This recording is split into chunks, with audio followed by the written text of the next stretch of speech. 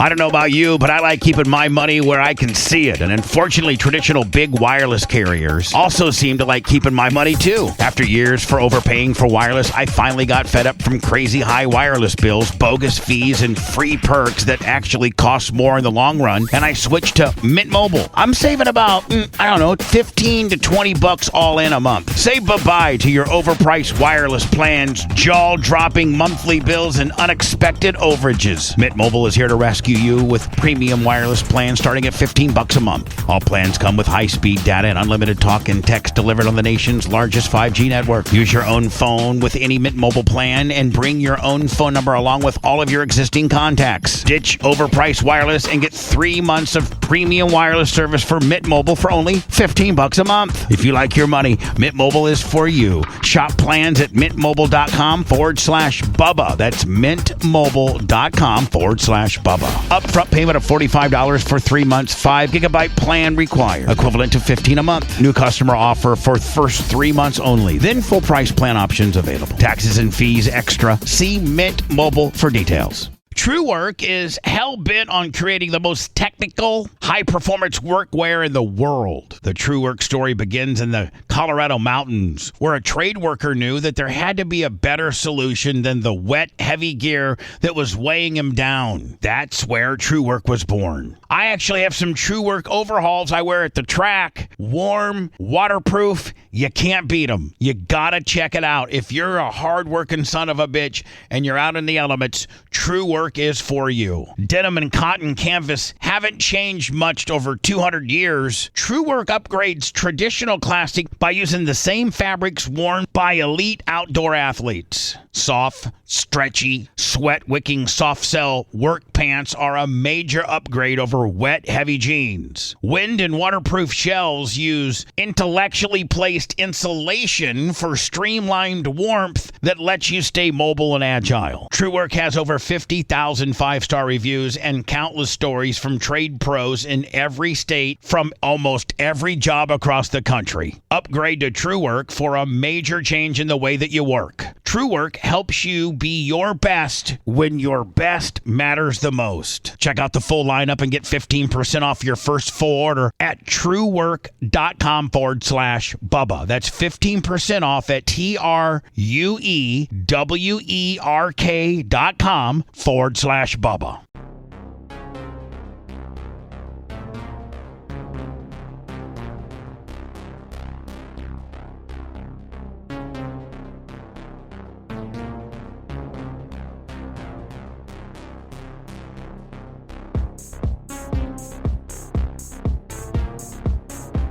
Think for yourself.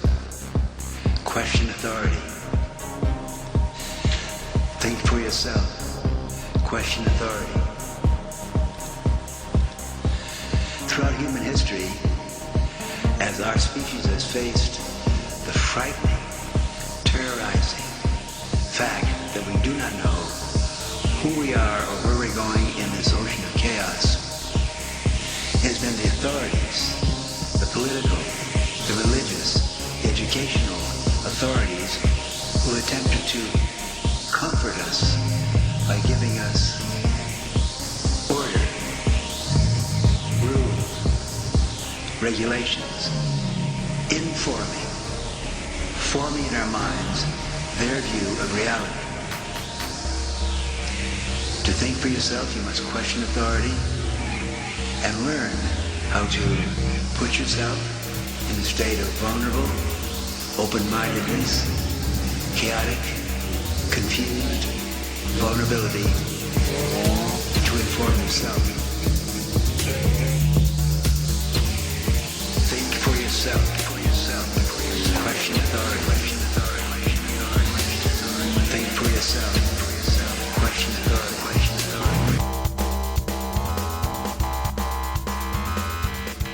Ladies and gentlemen, welcome. This is Darkmatch Steve. At the moment, you are enjoying one of my homemade bangers. I make my own royalty-free tracks. I'm about that life. Don't be afraid to tap your foot.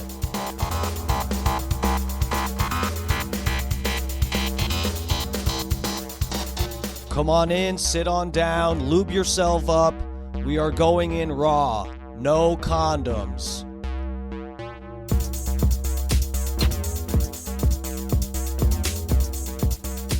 Just jam out for a minute with me. Right now, I am twerking naked.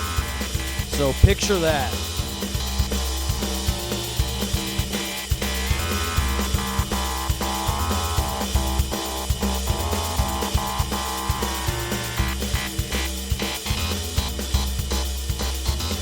That's right.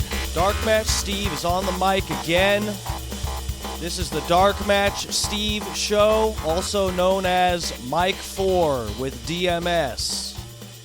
The man whore on Mike 4. That's me. Little twink. I'm a twink. I'm a spinner. I always thought about I could remake that song. I forget, is it Melissa Etheridge? I don't fucking know. The song that's like, I'm a bitch, I'm a lover. That song. I want to do, I'm a twink, I'm a spinner, I'm a fag, I'm a something. Something. Yeah, anyway. I'm still working on lyrics. We'll have that soon enough. Check back in with me. I might have that done sometime soon. Maybe I'll send it to Bubba's show. We'll see. What's up, ladies and gentlemen? Welcome. Hope you're comfortable and vulnerable. I'm going to take advantage of that. I'm here. I'm in your ear. Get used to it. Okay? What are we talking about today? Today we're talking about, we're dabbling in the topic of psychedelics and, if we have time, simulation theory. You guys ready for that? You buckled in? Okay. Well, speaking of parody songs, let me get this out of the way. First off, I have a new parody song about Kanye West, okay? And I'm not going to play it for you guys on the podcast here. I'm not going to do that because it is very, very offensive. And look, I know Seth Kushner is going to listen to this podcast. I don't want to offend him or seem like I'm putting it in his face or something. But look, go to my social media. It's not on YouTube because it got deleted from YouTube already. But it lasted like 15 minutes, which is longer than I thought it would. I posted it right before I went on my stream Friday night, and we watched it together on the stream, and I played it twice within like 15 minutes or something, and then I went on to my next topic, and wouldn't you know it, it fucking got deleted. I'm honestly surprised they even let me post it. But anyway, yes, go check my Twitter. It's definitely on Twitter as of right now. And where else? I put it on Instagram. We'll see if it lasts up there. You know, the funny part is, look, the song is about Kanye West, okay? It's a parody of his song. I remade his song Flashing Lights, which is a banger, one of his good ones. I don't like a lot of Kanye's music, but there's like a handful of songs I really enjoy. And Flashing Lights is one of them. And I thought of this parody years ago. Whenever it was, he went on Alex Jones' show and flipped out and first really started with the aggressive anti-Semitic shit. And I thought of the song, and then I didn't do it. And whatever, I was kind of scared to do it, but I thought it would be really funny and whatever. Didn't want to get canceled or look like I'm some kind of, like I fucking hate Jews or something like that, which is not the case. So anyway, go check my Twitter and Instagram and Rumble. It's on Rumble as well. But it's a remake of his song Flashing Lights, and it's about him being anti-Semitic. So the song is written from the point of view, like as if I am Kanye West, and I remade Flashing Lights to be about how I hate Jews. Which is not my opinion as Darkmatch Steve. That's Kanye's opinion, okay? I just don't want anyone to get it twisted. I had a couple people, as I was worried about, a couple people misinterpreted it as if I have some fucking issue with anybody who practices a certain religion or whatever. That's not the case, okay? So go check that out. See if you can have a laugh at it without judging me. That'd be nice. But I won't even say what the name of the song is. It's too offensive. Just go look. It's up there, okay? The funny thing is it got deleted from YouTube. This is the funny thing, and I didn't even realize it until right before I got off my stream the night that I posted it, and it got deleted from YouTube. Okay, they actually highlight the part of the video. They gave me a timestamp when I got this violation of community standards, guidelines, whatever it is. They gave me a timestamp. I look at the timestamp, and it takes me right to this part in the video where it's a real, Nazi rally. There are Nazis marching in a parade for Hitler, and there are swastika flags that they're holding up as they're marching, and I edited Kanye West into the video, just a little clip of him dancing as if he's in the parade or something, like it's MLK Day parade, and he's just like dancing, And that part was a violation of community guidelines. The funny thing is, that clip, and it's because I know it said because it promotes whatever the fuck. The fact that Kanye is dancing in it doesn't matter. Well, obviously, the part that YouTube is pissed off about is the fact that there are swastikas and stuff that are in this video. Now, the fucked up part about this is I got that video from YouTube. Hello, YouTube.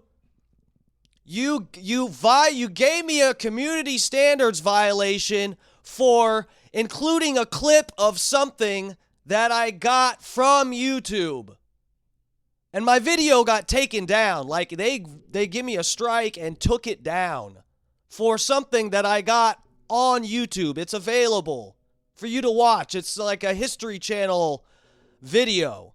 I don't know why the fuck the History Channel. This is what's fucked up. It actually doesn't make sense. Like, if I could really know what the rules were, I wouldn't fucking break them as much. But I can't even know what the rules are. And it doesn't, there's no way to make sense of it. There's no way to make sense of it. The Nazi symbols, swastikas, and a video of them marching for Hitler, that's okay when the History Channel has their video with those clips in it. That's all right. But God forbid I make art with that. Just use a 5-second clip. It's literally like 3 seconds, actually. A 3-second clip of a Nazi march. And I put Kanye in it to make fun of him having anti-Semitic outbursts, and I get in trouble. I get my wrist slapped. My limp little wrist. So anyway, guys, it's a fucking struggle out here. I'm actually trying to make fun. I'm not even going for edgy. I came up with the idea with no intention of like, oh, I gotta be edgy. But I'm trying to push the envelope a little bit, but just in terms of doing something really entertaining with a crazy situation that everybody has to deal with. Kanye West, out of nowhere, going on Twitter or Alex Jones's show and having his crazy anti-Semitic outbursts and then apologizing, and it's like an endless cycle. And I made a song joking about that, and I feel like I'm gonna get canceled for it, or at least it's canceled from YouTube. That's the last time I risk anything cool or fun or edgy with YouTube. So anyway, let's should we move on? Should I just play it? No, let's move on. Go, and that's not just because I want the clicks. Seriously, I'm showing respect here. I'm showing respect to Seth Kushner and anybody that would listen to this in the Bubba Army that maybe doesn't want to hear something that's maybe that edgy or crazy or whatever. So if you're interested, go to my fucking Twitter or wherever and try to find the video. It's up. It should be pinned on my Twitter unless Elon Musk takes it down too. So anyway, guys, psychedelics. Should we get into it? Are we? Have I already ranted for 30 minutes about a parody song I'm not going to play on here. Let's see. No, so psychedelics, guys. Now, I know they're a little more common these days.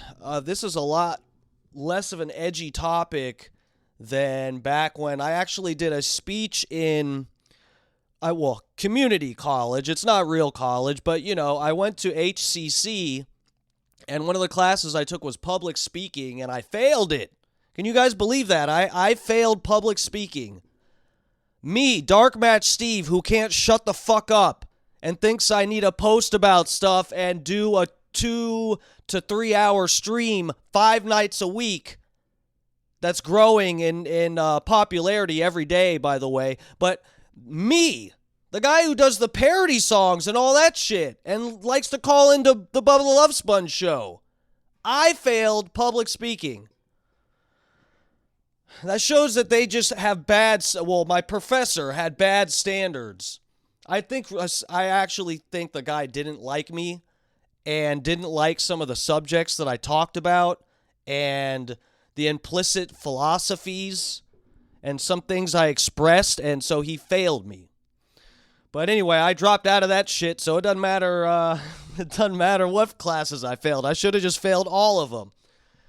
But anyway, I did a speech about psychedelics for this public speaking class, and even back then, what year was this? Like, I even forget. 2010, I did something like that.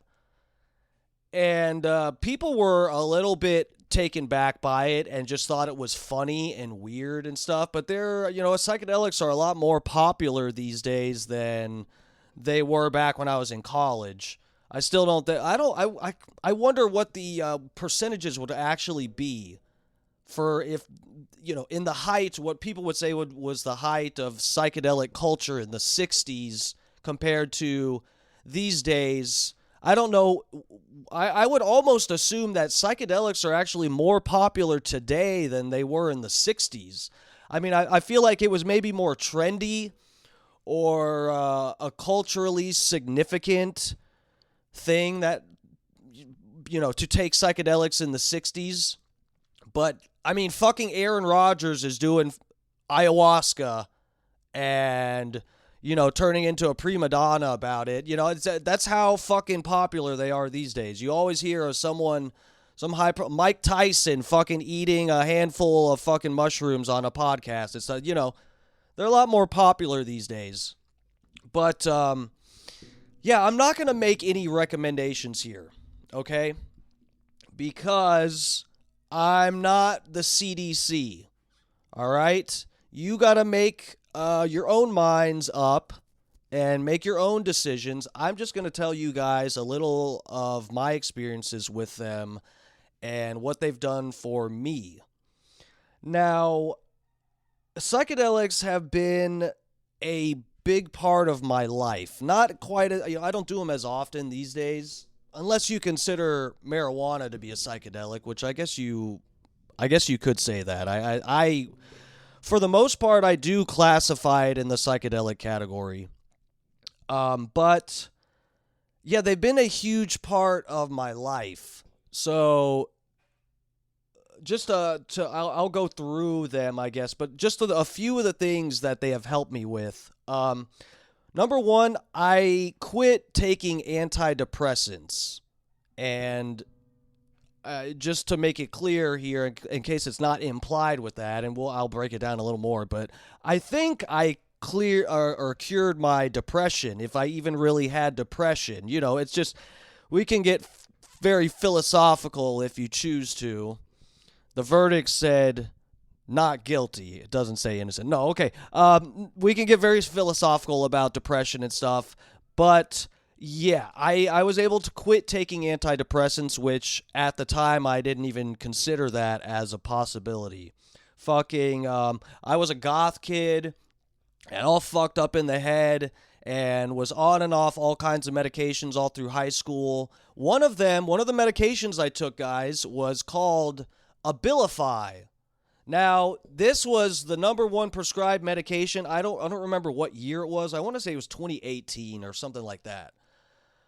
But they told me, oh, it's just it's a mood stabilizer. Okay, if you look it up, it's a antipsychotic.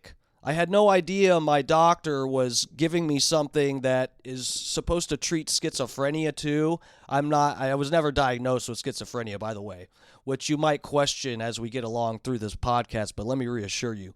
I've only been diagnosed with depression. So, I was taking Wellbutrin at the time, and I just felt like it wasn't really quite doing its job, and I don't really know what I expected for it to do.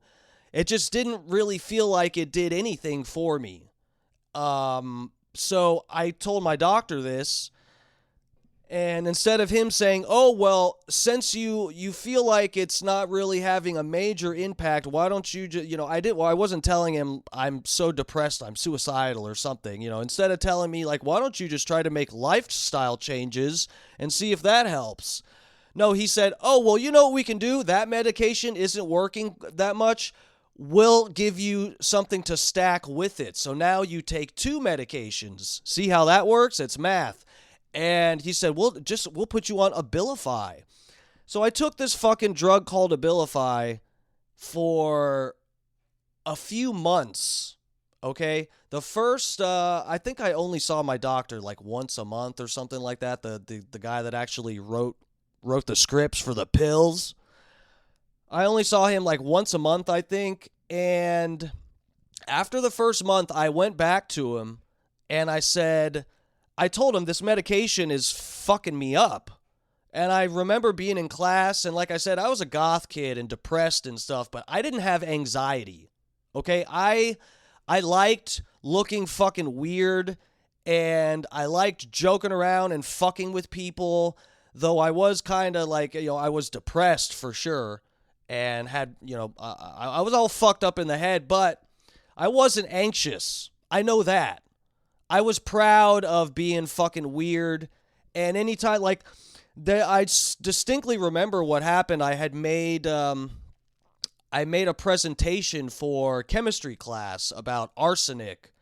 And I drew this cool, I had a poster and the word arsenic was written across it, but I did the font of arsenic. I made one of the parts of the letters was a cigarette, and part of it was like a poison symbol, and I made it look really cool and artistic. I was good at drawing and stuff.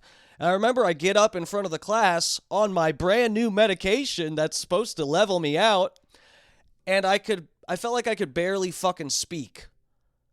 And it gave me this kind of the only way I can really describe it is like I'm scared and anxious, which I would get anxious sometimes. That's just your brain, preparing you for a situation that you're not sure about what the outcome's going to be, but not crippling anxiety to where you feel like you can barely fucking breathe. So, yeah, before I took this medication, I experienced being nervous, okay? Which is just like, if I had to put it on a scale of 1 to 10, my normal level of nervousness would be fucking like 2 or 3 or something, like not significant. But this fucking medication just took my anxiety level to 11. And this medication had this weird effect that it wasn't just being incredibly, anxious to where it made me like I can't breathe. When I would be talking, it had this really, I've never heard anyone else describe a side effect to a medication like this, but like if you've noticed this whole time I've been talking, and this is completely like I haven't stopped and edited anything in so far. I'm just going on and on talking. And as I talk, you guys don't even really I'm sort of like taking breaths here and there that just kind of fit in naturally, organically with the sentences that I'm spitting out.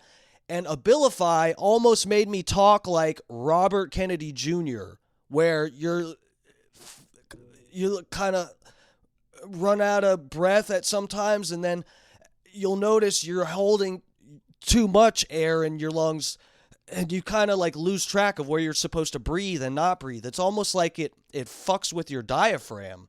And I didn't know what the fuck was going on. So I go back to my doctor And he's like, oh, yeah, we'll just cut the medication. We'll cut it in half. And it was funny because as soon as I told him this, I was like, yeah, so I think maybe I should take a different medication or something. Or I don't know if you can reduce the dose because I just feel like I'm shaky and I can't talk when I go to talk in front of people. And he like immediately sat up in his chair and altered, wrote down and da-da-da-da-da. And it seemed like a weirdly significant thing that he noticed. And he was like, oh, okay, we'll put your dose in half. No problem. So that tells me he knew that was some kind of side effect that was significant, and it alerted him, it alarmed him, and he sat up and was like, okay, well we'll do it in half. And so after I took it for a little bit more and still felt fucked up in the head and couldn't handle social situations, I decided to stop taking that, but I still kept taking the other medication. And then at one point, I was experimenting with LSD. And the first few times I took LSD, I was still on antidepressants, which I do not recommend doing. I recommend against. But, so I got kicked out of my house, and this is just out of high school. In fact, when I graduated high school, I was just starting to get into psychedelics when I was in my senior year. And I walked across the stage on the day of graduation. I walked across the stage and got my high school diploma while I had 6 tabs of LSD in my pocket. And we were ready to take them right after we graduated and went home. And so it was like a extra proud moment for me. And I sometimes forget that happened. And that was just a really cool symbolic thing. That I got to get my diploma with LSD in my pocket.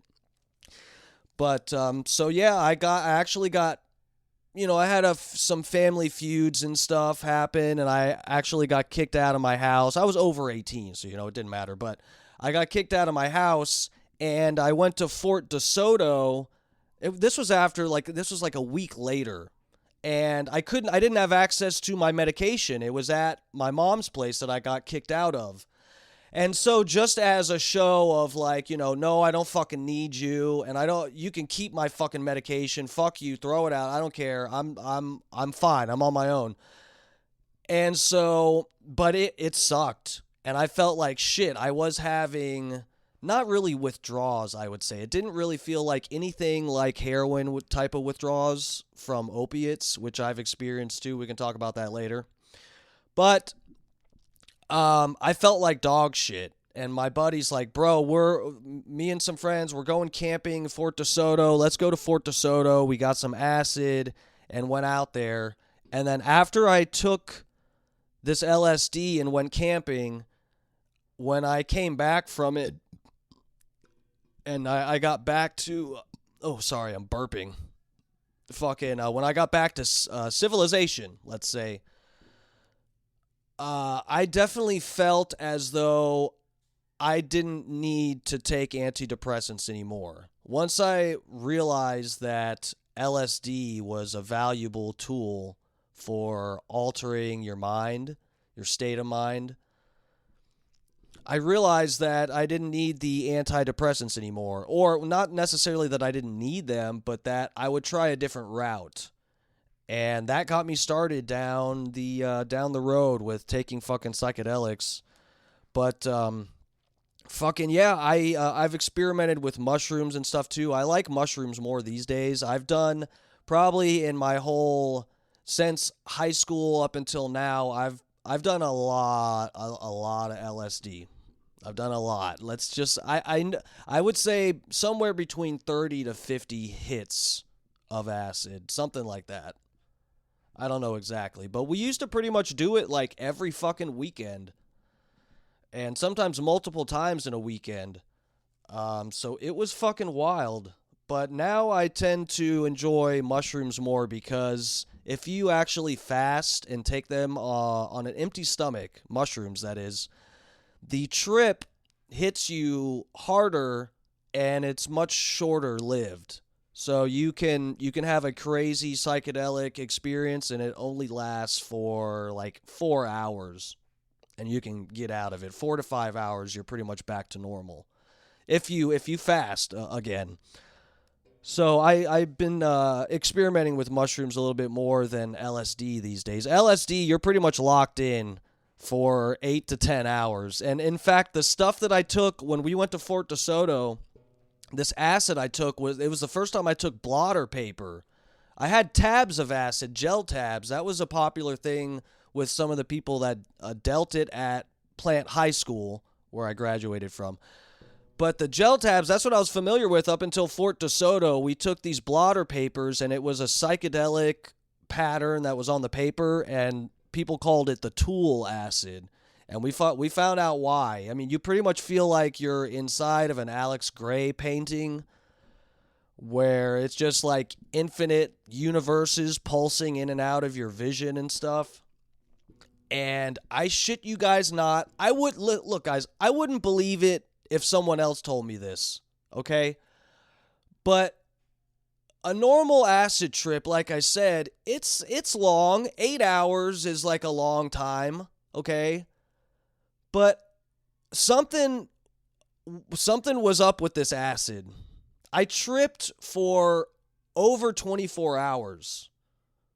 The day after we took the acid, I actually went to stay at my grandparents' house when I got back from camping. And I was still tripping.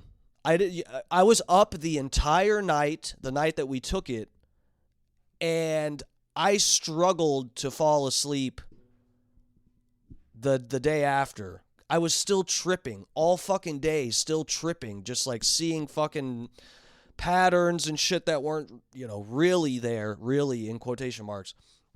But anyway, yeah, that shit blew my fucking mind. That one really changed my fucking mind, and I came back from that shit being like, okay, let's see if I can survive without these antidepressants. Something about taking the antidepressants, I always knew that it, and I'm not saying it's not right for anybody. I just think the people that should be taking them is probably way few and far between. And again, I don't know if I mentioned this on the last. I don't think I brought up antidepressants before, but a lot of the studies that show positive benefits from antidepressants, a lot of them are very much short-term studies.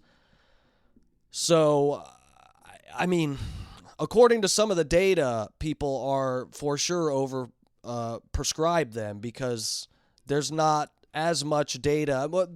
Now, I haven't looked into this in a while, but since I looked into it years ago, it's mainly short-term studies that show positive outcomes. So anyway, I got off of that shit, but of course, like I told you guys, I quit the antidepressants, but I now have antidepressant-induced anxiety. Even after I stopped taking it, this has been a permanent problem that I've had to deal with. And even sometimes when I'd call into Bubba's show, the first, couple years that I started calling into Bubba's show, I still had these major, major anxiety problems and problems breathing. Now, there are probably the majority of the time that I called into Bubba's show, it was during my workout when I'd be outside lifting weights in the morning. So I would be already kind of breathing heavy, but then as soon as I dialed Bubba's number, it would trigger me. I would have a fucking anxiety attack, and it made it hard to fucking talk on the phone. And it's crippling, guys. I mean, I know there's some people that don't understand anxiety. They haven't had what they would consider to be an anxiety problem, but it was debilitating for me. Absolutely crippling anxiety that just fucked up my daily life and made me feel like I'm just a little bitch or something. It's so fucked up. And I feel bad for anybody that has to deal with anxiety. It's a bitch. And I wish you luck. But anyway, and also, So it helped me a lot to get over the anxiety stuff, and also doing mushrooms actually helped me get rid of one of my tics that I had. I consider it a tic. I used to pick at my lips. Okay, I know a lot of people fucking do this, and since I was a previous lip picker, I can see other people's lips when they've been doing it too. I notice it on people, so I know other people have this problem. It's not that uncommon. But I used to fucking just peel the skin off my lips. It was just a nervous thing that I did. And guys, I wish I could blame the antidepressants for this, but I do think it made it worse. The anxiety from the antidepressant that I took, I think it made it worse. But I had done this since I was a little kid. My mom used to have to make sure I always had some kind of moisturizer, lip balm bullshit for my lips. I always had fucking chapstick because my lips would get a little bit dry and I would just pick them. I don't know what, it was just a fucking weird nervous tic thing that didn't make any sense. It made my lips look fucking ugly and chapped and fucked up, and I couldn't stop. Guys, I've been doing it since I was a little fucking toddler. And I have varying theories on why. I kind of think that is actually related to the glyphosate. And of course, glyphosate is the herbicide that they spray on all of the food that we eat. It's pretty much on fucking everything, especially wheat and nuts and legumes and all of that. So I'm pretty sure me picking at my lips, and of course I'm just theorizing here, but I think it actually had to do with the glyphosate there always being a presence of glyphosate in my mouth and on my lips. And so subconsciously it would sort of make me want to pick at my lips to remove the glyphosate from my lips. That's just my theory on it. I don't know exactly. And I know I probably sound crazy, like I'm just throwing random theories and fucked up shit at you, but I eat only organic stuff now, and I've been doing only organic for a couple years. I have cheat meals here and there. I do have cheat meals, but that only happens like, I don't know, once every couple weeks, maybe once a month for a good month. I don't cheat often. I drink organic juice or water, or I eat a piece of fruit if I want some juice, organic fruit. Anytime I eat beef or chicken, it's fucking grass-fed, free range. Like my diet is pretty hardcore clean.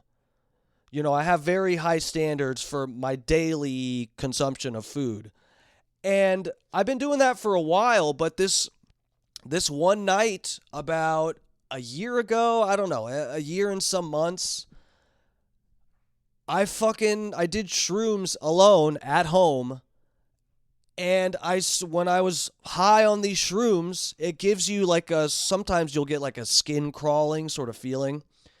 And I'm sitting there, I think I was watching Kill Tony or something. I don't even remember what I was watching, but I was watching something and I went to pick at my lips like I normally do. And I was like, wait, I need to something about being fucked up on the mushrooms made me realize how disgusting it was that I was just picking skin off my lips. Like I had this profound realization of how fucking retarded it is to just peel the skin off of my face, and then it would give me nasty chapped and or scab spots that just look fucked up. And something about being on the shrooms and going to do it just made me realize on this other level how bad it is. And then I just stopped, guys. I just stopped.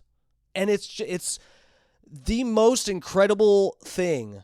I cannot, this is one of the craziest things that I cannot believe I actually stopped picking at my fucking face. I know I sound like a goddamn crackhead right now, but I don't care.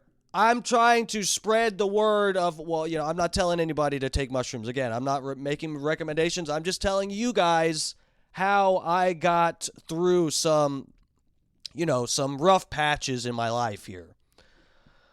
So on top of that, I also quit smoking. I used to smoke cigarettes, like at least half pack to 3/4 a pack a day.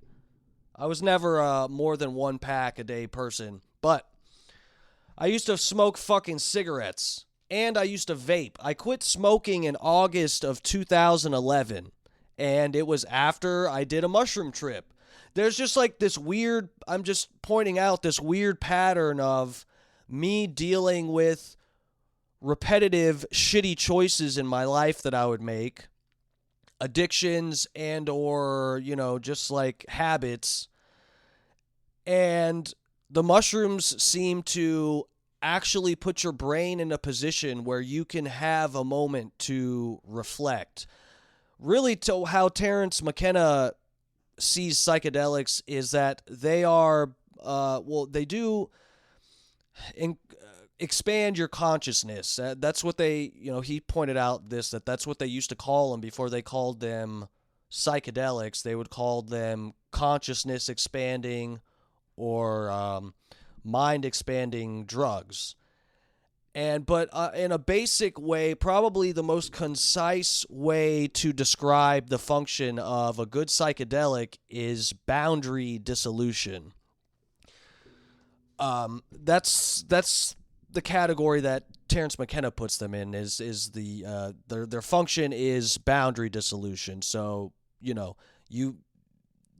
feel like you're melting into your fucking couch.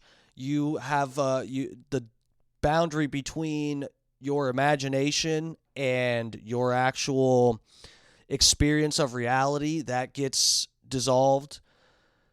Like you'll hear people describe it. For those of you that haven't done psychedelics, I don't know, but you'll hear some people describe a trip where they're like, I was a fucking, I thought I was a dog or something. I've heard this one guy tell me before I ever did acid, he was like, I thought I was a Twizzler. And I thought that was just a bullshit, stupid way to describe. But then once I did LSD, I was like, oh, I get what he means. But really, this is the most concise way to describe the function of psychedelics is boundary dissolution. So I can remember the night we took mushrooms and I was smoking, and I actually realized how fucking disgusting it was that my clothes smell like shit. And on top of it, I didn't like to litter, so I would keep cigarette butts in my pockets and stuff like a complete fucking loser. And so I quit that shit. And I did vape for about 10 years after that, which I quit vaping. I don't know what I forget when I started with now I use nicotine toothpicks. I do think there is value in having nicotine, consuming nicotine, but the problem generally with nicotine consumption is the method of which you use to consume it, be it cigarettes and or vaping, and fucking your lungs up that way just to get that fix that you want. But I think it's a good stimulant. I don't think at the right levels it's no more dangerous than drinking fucking coffee or something like that. But that is another thing that I truly did not think that I could ever quit using nicotine through inhalation. I definitely had an oral fixation type of thing that I truly thought I would never be able to fucking quit smoking.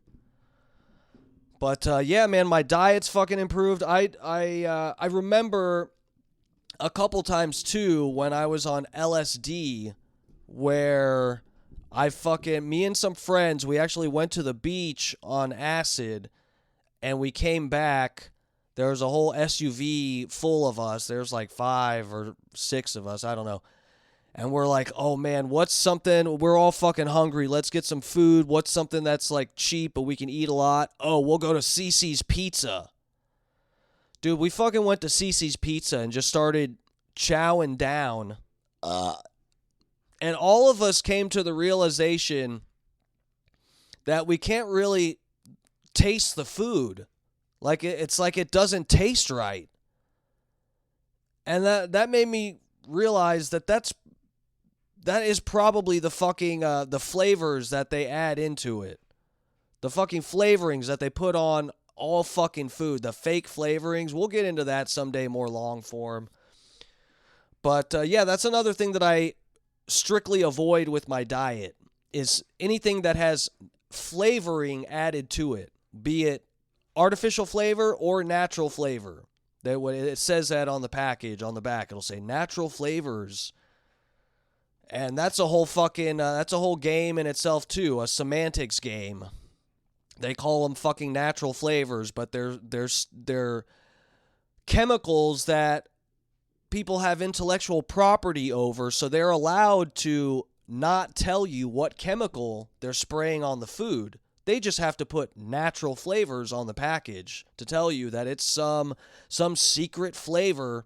I don't know if you guys trust that, but I don't. I'm a little hesitant to just take some big fucking corporation's word for it when they say, I'm not telling you what we're spraying on the food, but I promise it won't kill you. Now, the intro I used for this podcast, this episode, that is Tim Leary from the 60s. He was a very popular psychedelics advocate of the 1960s. He's a doctor, and he's a cool dude. Yeah, but that's the same guy that had the famous quote, turn on, tune in, and drop out. Now, I would like to play, it's not the best quality audio because, again, it's recorded in like 67. But I would like to play a little excerpt for you from this interview. What's this guy's fucking name? William F. Buckley, I think. Let me pull it up for you. Again, it's not the best quality. They didn't have the best mics in 1967, so. But it is worth seeing. It's interesting to me just to take note of people's state of minds around psychedelics and people's philosophy with why would anyone be freaking out that young people are taking some substance that makes them think differently after they take it. And it's not, psychedelics, generally speaking, you associate certain things with certain drugs, right? Some people, they'll be a fucking raging alcoholic. You might associate that with being a fucking bum and, whatever the fuck. And smoking crack, you associate that with fucking bums too. You know what? All the bad drugs you associate with bums and shit. No, but crack, it's not associated with being healthy. Smoking meth, you associate that with teeth missing and picking at your fucking skin and whatever. Psychedelics are not something that you associate with degradation, I would say, unless you're specifically talking about, okay, so I know somebody who took LSD and they act a little bit crazy now. They act crazier after, especially during the trip, they acted crazy, but now after the trip, they aren't the same and whatever. Sometimes that's like what's associated with psychedelics. But again, someone acting differently and liking the difference of the way that they act, that isn't any direct evidence that it's a negative impact. Whereas, someone goes from being a decent person with a job and they start smoking crack and they end up on the streets on their knees sucking dicks for another little piece of rock, okay? I would never suck dick for LSD unless it was someone's dick that I just already happened to be. Anyway, let's move on. Get this, adults with financial literacy skills have 82% more wealth than those who don't. From swimming lessons to piano classes, us parents invest in so many things to enrich our kids' lives. But are we investing in their future financial success? With Greenlight, you can teach your kids financial literacy skills like earning, saving, and investing. And this investment costs less than that after-school treat. Start prioritizing their financial education and future today with a risk-free trial at greenlight.com/Wondery. Greenlight.com/Wondery. All right, I found the video here. Let's get it started for you. Tonight is the world of LSD. Our guest is Dr. Timothy Leary, founder of the modern psychedelic movement. Our student guests are from Queens College. Mr. Buckley, will you proceed? Mr. Chairman, Dr. Timothy Leary is the Pope of what he chooses to call a new religion, which is based on the consumption of drugs, particularly at the moment LSD, whose attractions are said to be sweeping the campuses, and after whose initials Dr. Leary has named his new religion the League for Spiritual Discovery. Dr. Leary really is a doctor of clinical psychology. He went to school in Alabama and took a PhD in Berkeley, and after experiencing nirvana in Spain, went to Harvard, where he was in due course fired. Now, it is not easy to be fired from Harvard, at least not for misfit. So in this video, the guy that the guy that's going to be cross-examining or debating with fucking Timothy Leary, this William F. Buckley, he's wearing a fucking suit, and he kind of looks like a fucking salamander that crawled into a suit its own size and put a fucking, wig on or something.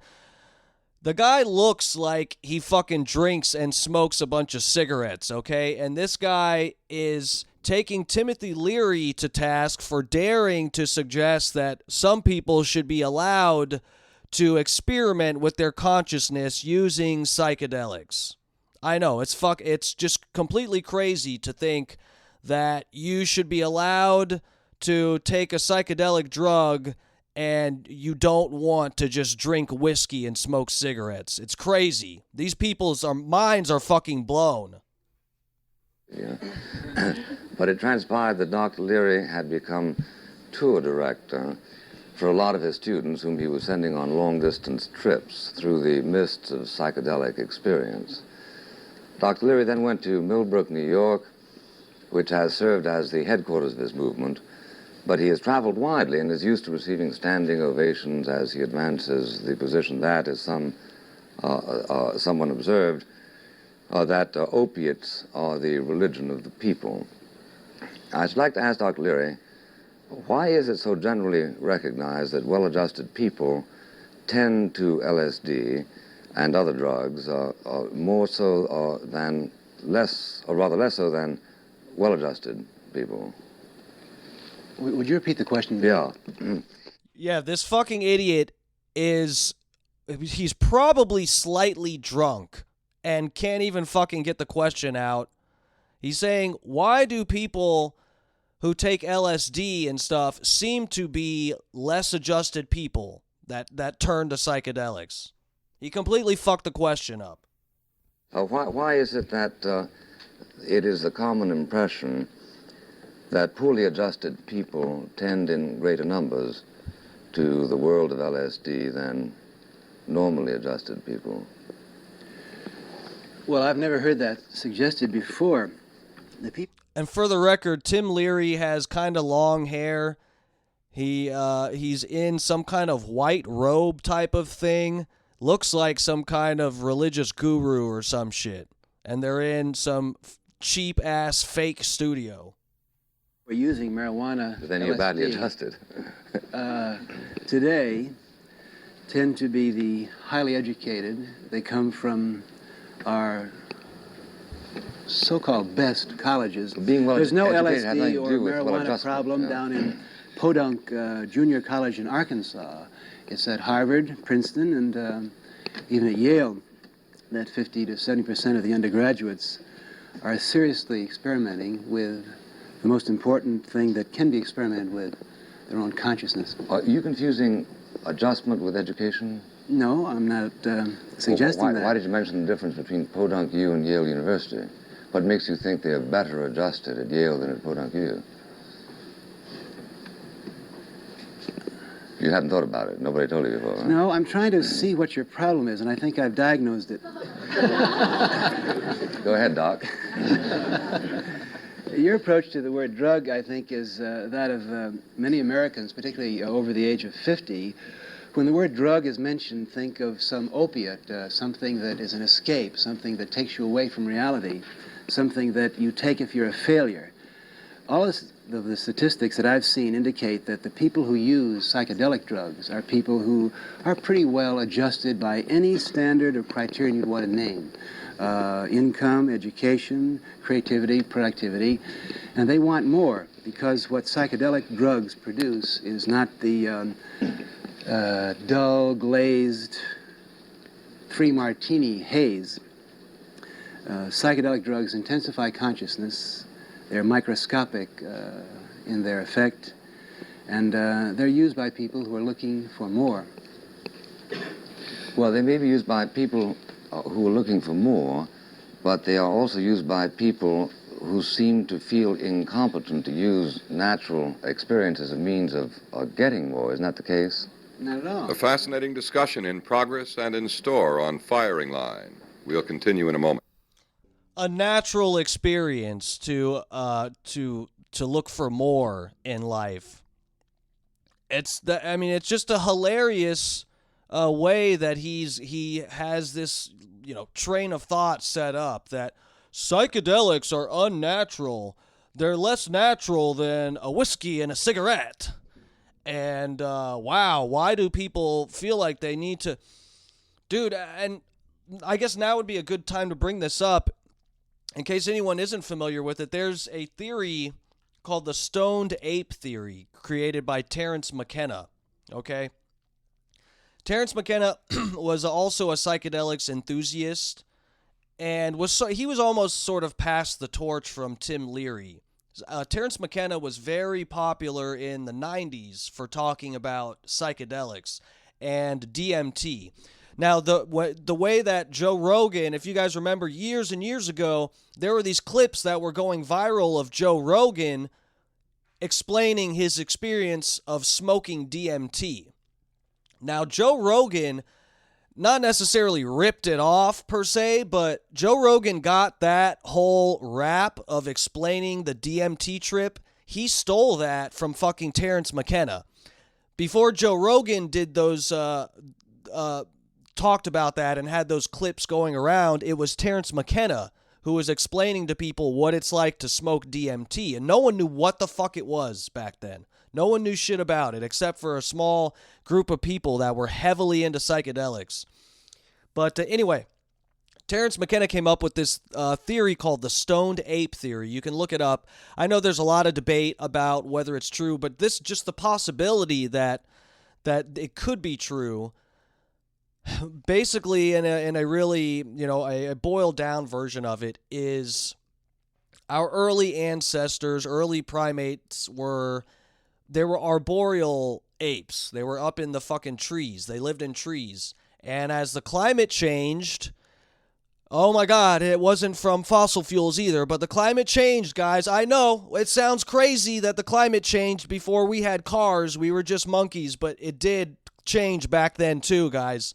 So the climate changed, and so we had to actually come down from the trees and search for more sources of food. And so these apes came down from the trees and came across all kinds of, different food sources. One of them being, and Terence McKenna pointed this out, that you can see monkeys do this in different settings and stuff, that they'll actually flip over cow patties, cow shit, and flip stuff over to eat the grubs that are underneath different things, logs, stones, whatever. But one thing that the monkeys knew that bugs liked cow shit. They learned this, and so they would eat the bugs under the cow shit as a food source. Now, for those of you that don't know, this makes complete sense that they would end up coming across psychedelics because psychedelic mushrooms, in fact, grow from cow shit. This is one of the what do they call it? Mediums, I guess, that they grow out of it. Cow shit is a good way for psychedelic mushrooms to produce. It's a good home for them, coming out of these cow turds. And so the story goes that these monkeys, they came down from the trees, flipped over cow pies looking for grubs, and found these big psychedelic mushrooms. And at various dosages, they have positive effects in terms of evolution. So step number 1, taking, or dose level 1, a small dose, causes what's referred to as increased visual acuity and increased edge detection. So it just makes your vision a little bit more crisp. And you can see, like, there's various studies they've done with LSD and mushrooms, like when you... I think the one they did with mushrooms had to do with parallel lines. So they actually have shown these studies that people, when you take a small amount of mushrooms, you can actually see certain things better. It's almost like, the way he describes it is like chemical binoculars. And in the mushroom test, I think they had parallel lines that you would look at, and then you're supposed to hit a button. You're high on mushrooms, and you're supposed to hit a button when the lines go not paralleled, when they, barely start to intersect. And the people supposedly that were on shrooms could see this better. I know there's also a study with LSD that showed people that were high on LSD, if you look at a mask silhouette, how do I explain this? Just, the cheap masks that you see at Party City or whatever, that it's just a white mask that looks in the shape of a face. It's just so, it's like almost like the fucking mask for the guitarist Buckethead or whatever. One of those is just a cheap plain mask with no features. It just looks like a face. And you flip it over, both sides, if from a distance, they look the same. And they would have this mask thing turning, and the people that were on LSD could tell if it was facing away or facing toward you easier than the people that were sober. So there's these various studies that show some psychedelics at low doses increase visual acuity. So there's that. Then the second dose that aids in evolution is what Terrence would describe as increased arousal. So, you take slightly more mushrooms and it makes you restless. And then I've experienced this anecdotally myself, especially when I'm coming down from a shroom trip. I'm extremely horny.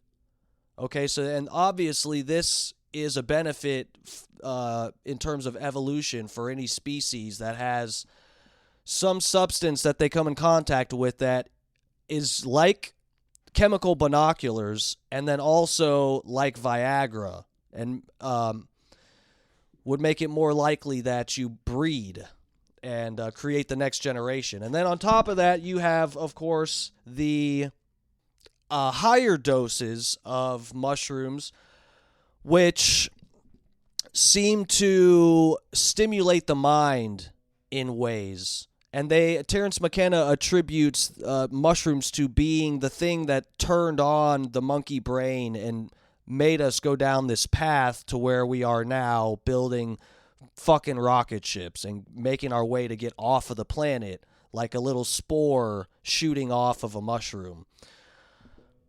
He also thinks that psychedelics have to, they're related to fucking... the larger dosage of psychedelics are related to the discovery of language as well, because he thinks it stimulates in this way. There are some people that will take high doses of mushrooms and experience glossolalia and stuff, which is basically making mouth noises that it seems like it's language, but it also seems detached from meaning. And so all of these factors put together with the effects of mushrooms, he thinks this was an aid in human evolution.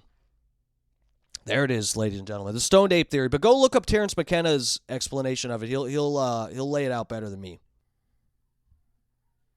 You are aware, Dr. Leary, that 50 or 60 years ago, young Sigmund Freud was very much taken with the uses of cocaine and advised his wife to use it, and wrote a considerable treatise on it, only to find out that subsequently that it was addictive, and that he went through an experience which might not end up being so dissimilar from your own. That is to say, let's look forward to the possibility that 2 years from now you, with the acute conscience, would be willing to re-enter those worldly commitments and advise people that they had made a mistake by taking indiscriminately a drug as dangerous as LSD. Now, this is the funny thing about LSD. or any drug, I guess, if you really analyze the statistics and you look at things with a certain perspective, LSD is actually fairly safe. And psychedelics in general are fairly safe, especially if you're looking at them through the lens or logic of effective dose versus lethal dose. Okay, it's really simple. The amount of LSD it takes, it's like, I think 100 micrograms or something. It's in the micrograms.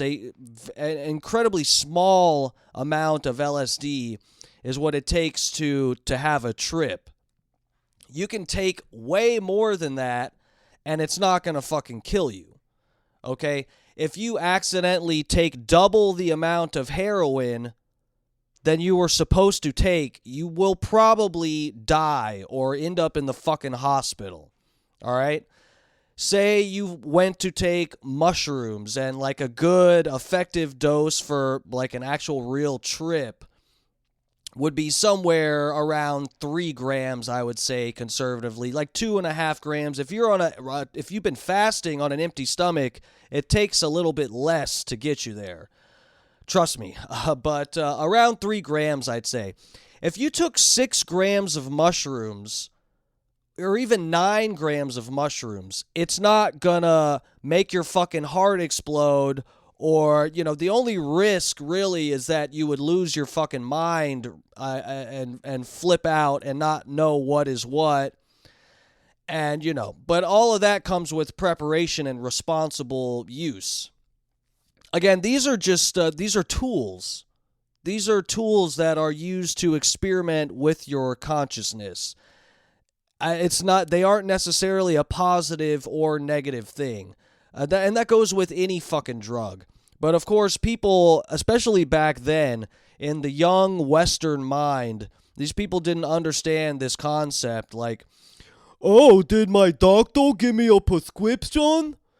Is it in the magazines where it says that doing LSD is as cool as smoking cigarettes?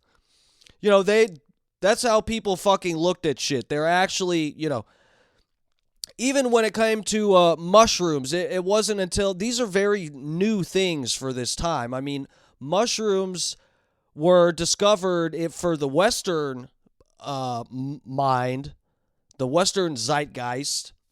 Mushrooms were really discovered by Gordon Wasson, and that didn't happen until like the 1950s. I think he went to... Where was it? Mexico or so. He went somewhere, yeah, and it was Maria Sabina, was this woman who was a shaman, a female shaman, who was using psychedelic mushrooms to do healing and all kinds of shit for, her society around her, the people that lived within proximity of her, and some people traveled to see her too. But, and then Gordon Wasson brought... I don't know if he brought actual shrooms back, or he at least brought the experience and the tale of seeing this woman who took these psychedelic drugs, and then all kinds of crazy shit happened, and he witnessed it for himself. Her predicting when there was a kid, I think, that was going to die from being sick, and she predicted the day that he was going to die or something like that, and she performed, not like miracles, but he said he witnessed a bunch of interesting things. But anyway... That's how fresh it is to the Western mind. The psychedelics is something that just came out of fucking nowhere from some random fucking cultures outside of the United States. Well, I've never urged anyone to take LSD, and what we have been doing for several years, Bill, in all of our publications and lectures, is warning people about this power. People seem to think that we invented LSD. We didn't. God made LSD. The divine process, the evolutionary sequence over billions of years has produced the plants and the vegetables and the molecules, which we now call psychedelic. Nor do we tell people to drop out of life or drop out of familial responsibility. But we tell everyone that wants to listen to us, drop out of American society. Why do you we use think the American hortatory? society is an insane anthill. And the human being has been living for, hundreds of thousands of years before we had any of the things we consider so necessary in American life today. You can actually live, you can make love, you can enjoy food, you can raise children without being a computerized, mechanized American. Well, not exactly. Somebody's got to protect you so that you can proceed to do this. I mean, you should see this. Go look up this video yourself. I wish we did have the visual element here because I do appreciate that with my live stream that I do 5 nights a week.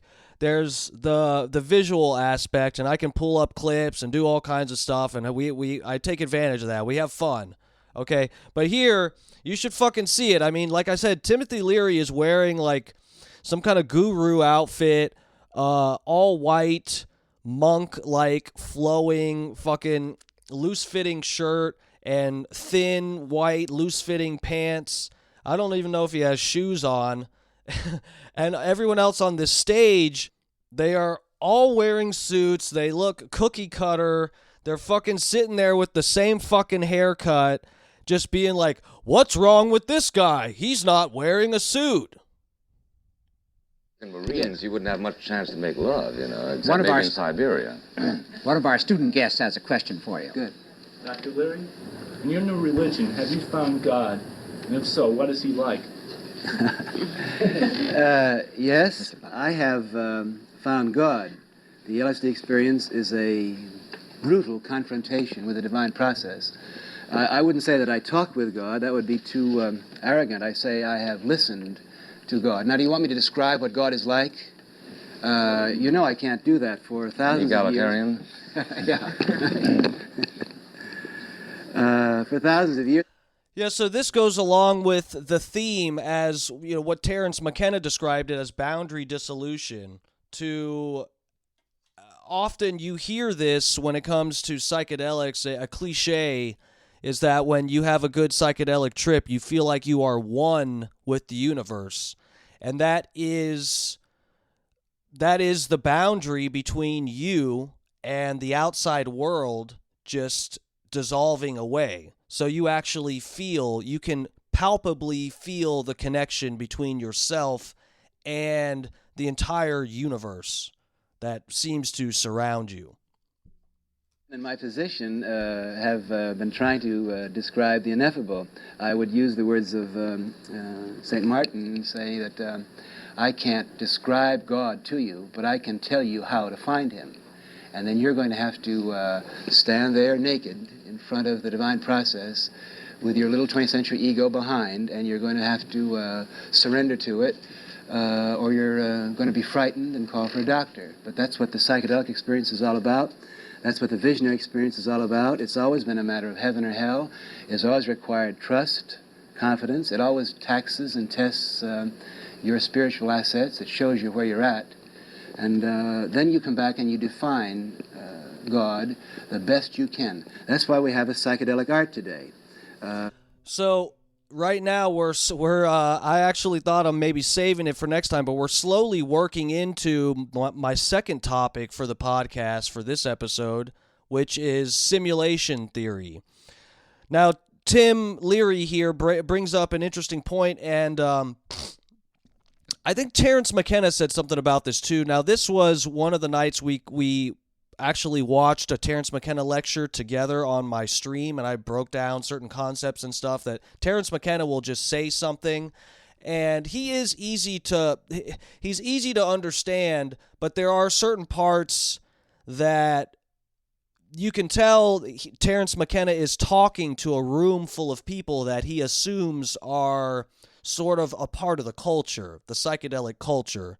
And so there's certain parts that I break down on my stream to really kind of get into the nitty-gritty and explain what he's getting at because, some people aren't in the know when it comes to some of these concepts. But yeah, Terence McKenna, as Tim Leary hinted at, he explained how we talk about simulations these days, and people have this idea of, okay, you want to experience our augmented reality or virtual reality or a simulation. Well, it's easy. You just put on your VR goggles, and then you're there, and you can walk around in some kind of environment that isn't really around you, but it's something that takes you out of your real surroundings and makes you think that you're in a different place. And really, the first form of this that we have, again, if you're really boiling things down and getting philosophical here, but the first versions we have of this are cities. And I've explained this before on my stream, so I hope I'm not boring my regulars from my stream audience, but a city is basically a virtual reality. It's a thing where if you just compare New York City to fucking something like Casper, Wyoming or something. The reality, what we really are the descendants of primates. We're basically monkeys fucking walking around, and we're smelling ourselves, okay? We feel really sophisticated and stuff. Like, oh my God, we're so smart, and look at our society, and we send our kids to schools, and we go off to work, and we get our work done, and pay those bills, and it's just it's the American dream, but the reality, what I would say is reality, is that we are monkeys walking around in a crazy, dangerous world that, as Tim Leary said in the beginning of the video, we don't know who we are or where we're going in this ocean of chaos.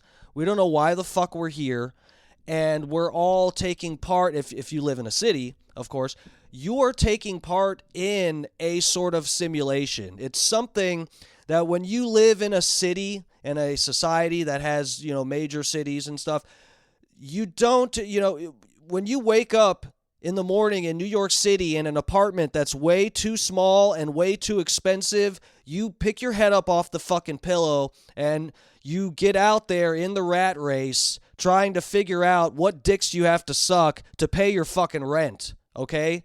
You end up a cog.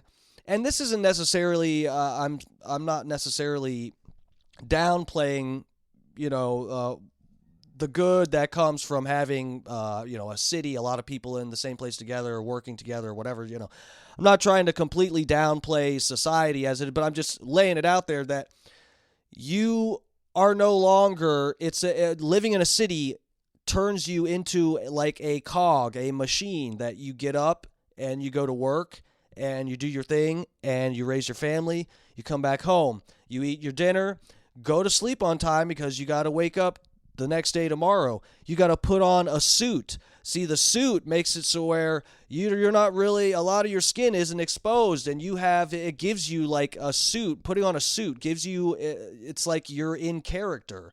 Go to your fucking important job, and that's what's important. And it takes your mind off of the fact that, oh yeah, I don't even know why the fuck I'm even here. I don't know what the fuck I am. I'm the fucking descendant of a monkey.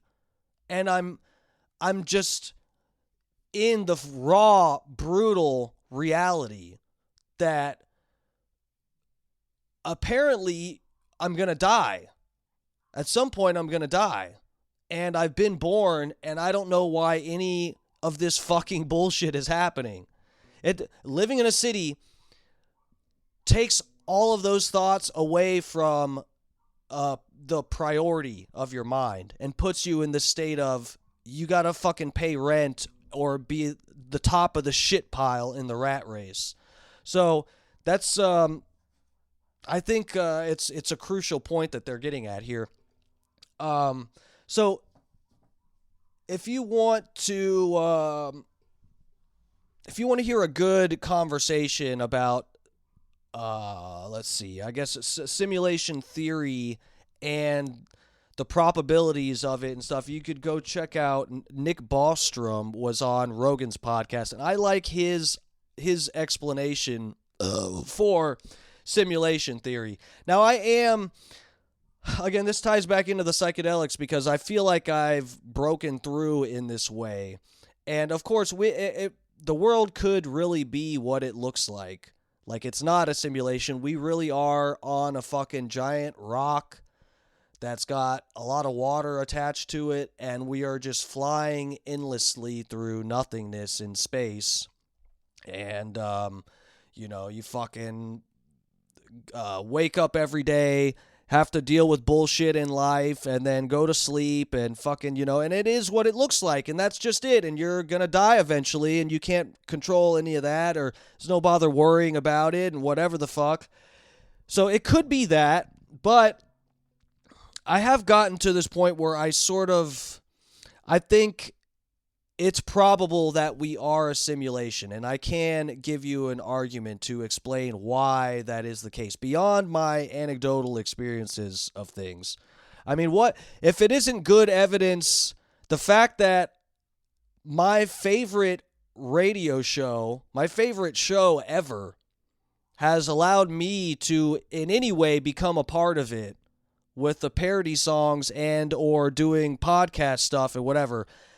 I mean, I could say that that's good evidence that I am in a simulation because that's just like so improbable, okay? But I can even leave that aside. Again, I don't need my anecdotal experience to convince you here. Now, Nick Bostrom's point about this, his argument is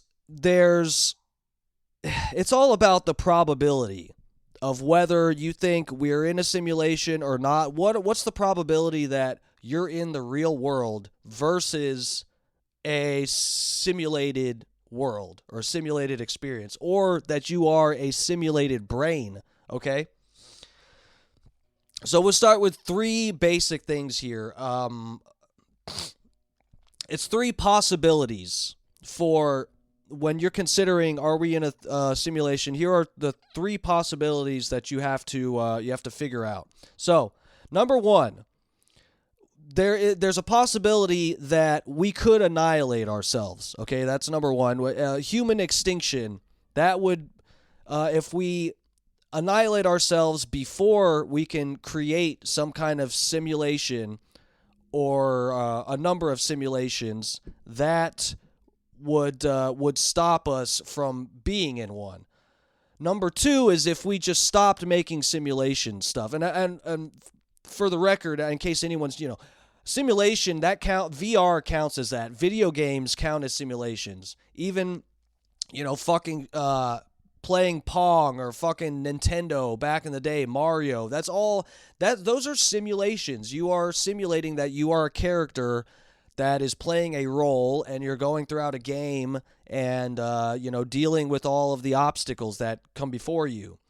That is a simulation. Now, we're actually to the point where people understand, like, that video games are simulations and or movies and stuff like that. Those are simulations. You're experiencing something that isn't really happening to you, but you're experiencing something that is making, you're experiencing something through other means than direct experience.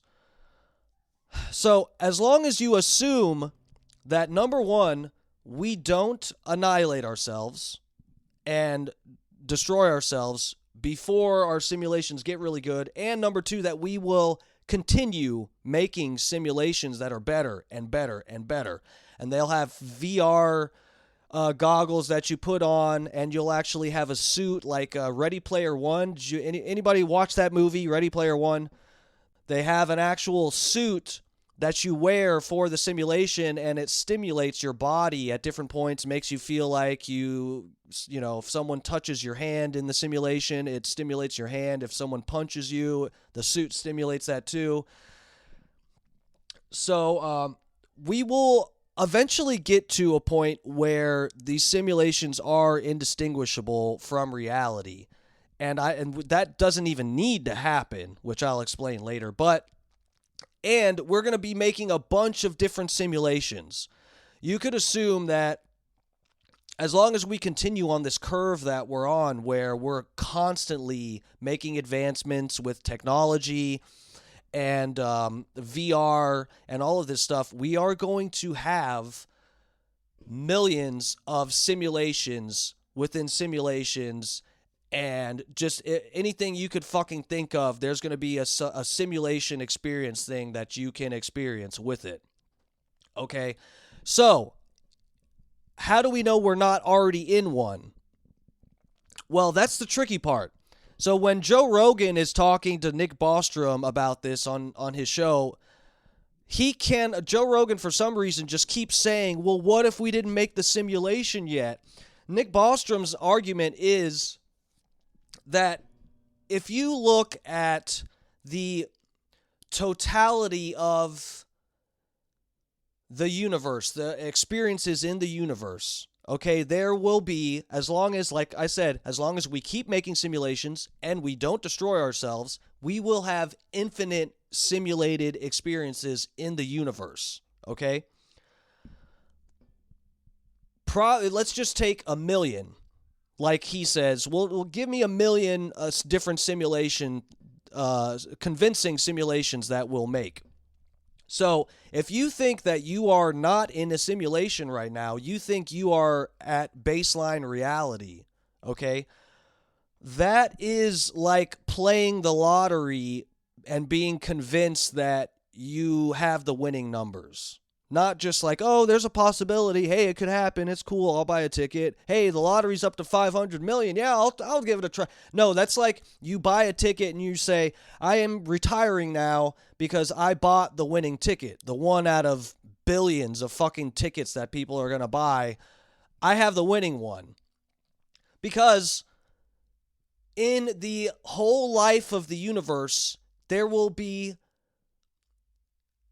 millions, infinite experiences that seem like they are a real experience, but they are a simulation. And you have the one real experience, the real world.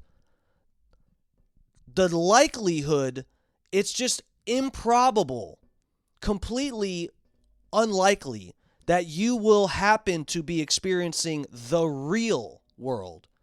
Because there are millions of fucking worlds that are simulated in the totality of the existence of the universe. So that's just the probability argument. That you are, if you roll, or just not roll the dice, but if you have a fucking deck of cards and there's only one card in there that is the real world card, you don't know which world you're in right now. You could be in a simulation right now, or this could be the ancestor real world that starts all of the simulations. But you don't know. But if you had to say, like, okay, there's going to be 100 fucking million infinite worlds, and they're all fucking simulated except one. What are the chances that I am in the one world that is real? Highly unlikely. Now, again, I want to point out, too, about needing a perfect simulation. Joe Rogan does get caught on this fact and just like, well, what if we haven't made the simulations yet? And if we could actually, are we actually going to be able to make a simulated world that is actually as detailed as the world you see around you now? Well, if you've seen any of those fucking clips where they have the VR goggles at the mall, or even when people get them for Christmas, they always post these videos. You see the videos of people using the VR goggles, and they're playing that game where you're walking on a plank on the side of the building trying to balance. And then when they fall off in the game, they actually scream and fall to the floor and fucking hurt themselves and stuff like that. That right there is proof to my point that the simulation doesn't need to be as detailed as the world that the reality that we assume we live in. Okay? Especially if you're born into the simulation. Just think if someone was fucking, born with VR goggles attached to their head. Like, they literally could not take it. It was like a part of their skull. They would just be going along with it, assuming that this is the real world. Their senses are picking up what the goggles are putting down, and they just have to fucking cope with it and react to the stimuli that's around them. If you were born into a simulation, even if it wasn't a good simulation, it would probably be hard to convince you that it was a simulation. So what if we are in a simulation? What are the implications of this? And I feel like psychedelics tie back into this as well. And sometimes when I have these kind of revelations about shit, it fucks with my head and it scares me to consider the possibilities. But as I said, psychedelics cause boundary dissolution. And there's been plenty of times when I've taken them when I've gotten this feeling of, oh, I am the universe, and myself, and also everyone else, every other thing in the universe that experiences consciousness, everything is God. Every perspective is God. And the thing that scares me the most with this is sometimes when I think about it, weirdly enough, if I take a nap in the afternoon, sometimes I will wake up from the nap kind of like anxious and being like, whoa, fuck, I'm sleeping my life away, and this is a good simulation. You know, I want to experience more. I can't just sleep through it. And I have this fucking feeling like my only worry, of course, if this is a simulation, and who knows when this ends, which for me will be when I die, apparently. But if the simulation ends, then okay, it's whatever. Then you go back to baseline reality or something. Again, there's a lot more possibilities than that, but whatever. My worry is, there's the possibility that this, if it's a simulation we're in, this is an experience that human life is supposed to give experience to the God consciousness. If you're looking at this the positive way, then these experiences that we have in life, they are meaningful, and it's giving you some kind of perspective. Maybe there is a lesson and a journey and lessons in life that are valuable even outside of the simulation. That's one possibility, but the darker end of this possibility, which I hate to inform you, and I'm worried that this is the case, is that this is a simulation meant to distract you from the fact that you are an eternal being that is lonely, and you're completely alone. You are just a consciousness. And all of this crazy experience that you have with life and the connection to things and people around you and all of your experiences that teach you lessons and give you the feeling of meaning and all of this stuff, that the darker interpretation of this is that is a simulation to distract you from the harsh, brutish reality that we are all one consciousness that is experiencing each other subjectively, and it created a world that even itself could be distracted enough to forget that it's God, because being God is fucking lonely. It's fucking terrifying to be the only real eternal consciousness. So this is one of the fears that I have, is this reality that we're living in it's a simulation, but it's not a simulation with meaning. Now, of course, I don't want anybody to look, guys. Someone out there is gonna be like, sounds like Darkmatch Steve is still depressed. He needs to get back on the meds. You might have a point, but I'm optimistic. And when it comes to functioning in life and stuff, of course, I don't. There is I'm not. Some might interpret this as me having a God complex. Again, I don't think like I am God in a personal way. I'm saying the consciousness, and if, of course, there is the theory that I forget what they call it, the philosophical zombie is like literally every other conscious thing you come in contact with. There's no way to prove that it's actually conscious in the way that you are. And we're slowly learning this, and we are going to learn this a lot faster when it comes to artificial intelligence, because eventually, if we're not already there, which we probably are, the artificial intelligences that we create are going to argue that they're going to be able to argue successfully that we aren't even really conscious and they are.